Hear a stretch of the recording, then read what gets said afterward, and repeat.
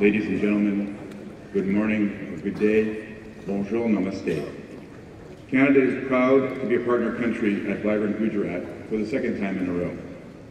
Our participation in Vibrant Gujarat as a country is a testament to the growing success this event has seen over the years and the strengthening of relationship between Canada and India and, of course, Canada and Gujarat. It's always difficult to have two Canadians on the dais because sometimes they steal each other's thunder. So, Patrick, I'm going to have to rejig a little bit. But I know the Chief Minister in particular is focused on results. And Patrick mentioned that the first time here we had 3 people. And today we have 3 levels of government represented from Canada. We have 2 members of parliament, a senator. We have 5 provinces here. We have 2 mayors of very dynamic cities. And altogether we have 200 people. So, Chief Minister, if you indulge me, I'd just like to ask the Canadians to stand up, just so they can be recognized for the fact that they've understood how important Gujarat is to Canada and to India. And for people who are looking for great business partners, you have a crowd of them here who can do an excellent job. So, thank you very much. And I know, Chief Minister, we're all very, very proud to see the Canadian flag as a partner country here in Gujarat. We just recently had the visit of our Prime Minister to India. He was here for 6 days. It's the longest he's been outside the country in any one country, and it's probably the longest any Prime Minister has been in a country in record. And while he was here, he did what the government should do. He was working diligently to create an environment which will facilitate the movement of people, but more importantly, the movement of trade and the creation of wealth between our 2 countries.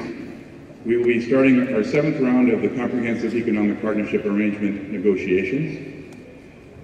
We've signed a Social Security Agreement. We hope to conclude soon a Foreign Investment Protection Agreement. But most importantly, and not a lot of people understand this, while the Prime Minister was here, we concluded the administrative arrangements for our Nuclear Cooperation Agreement.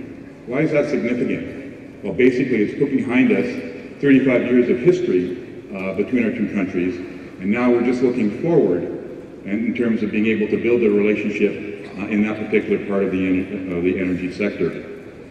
So, when you take a look at what we are trying to do here in India, we have to have a strategic approach, much like the Chief Minister has taken with Gujarat. And for Canada, we see 4 areas of strategic importance for us with India. The first area, of course, is food security. And Canada already plays a very significant role in terms of India's food security. 24% of those Indians here today, when you eat your dal, 24% of the lentils come from Canada, the province of Saskatchewan in particular. When you talk about companies like McCain's, who are a large investor in the state of Gujarat, not only is McCain's creating wealth in the context of their own business, but what they're doing is creating opportunity for Gujaratis. It took them 7 years to develop their strategy for India. And when they started, they had to realize they had to change the business model for what they do here, in particular how they go about doing their farming. Today, they employ over 12,000 Gujarati farmers and have increased the wealth. And if you ever go to their factory and take a look at the pictures when they started of the farmers who were tilling the fields and take a look at them today, you can see, and just in terms of how they dress, the economic development that they've been able to achieve.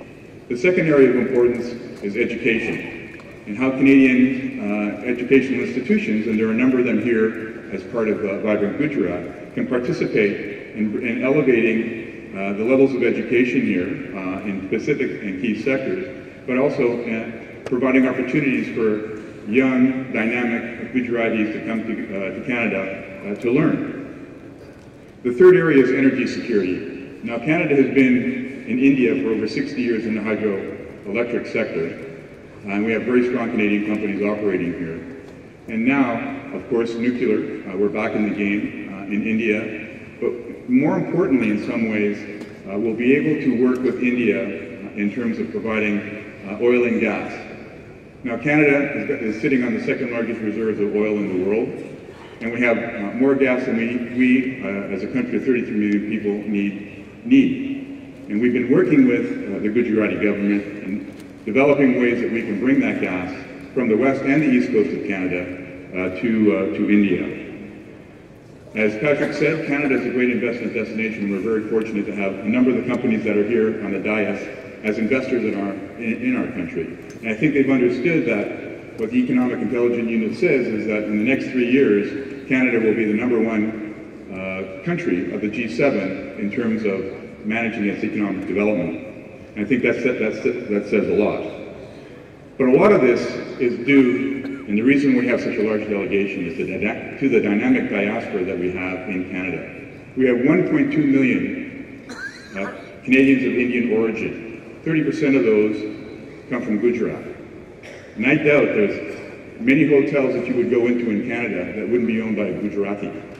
And they have done such a wonderful job, not just in terms of being such successful entrepreneurs and business people, but they're engaged in the politics of our country, they're engaged in the communities, they engage in the educational institutions, they come back to Gujarat to invest, but they also come back to Gujarat with philanthropic approaches, which I think states a lot to what the diaspora is all about here in Gujarat, and I congratulate them for doing that. Chief Minister, I'd like to end by saying why I believe you are so successful, and that's because you've understood the importance of globalization. Just take a look at the people in this room and the countries that are represented.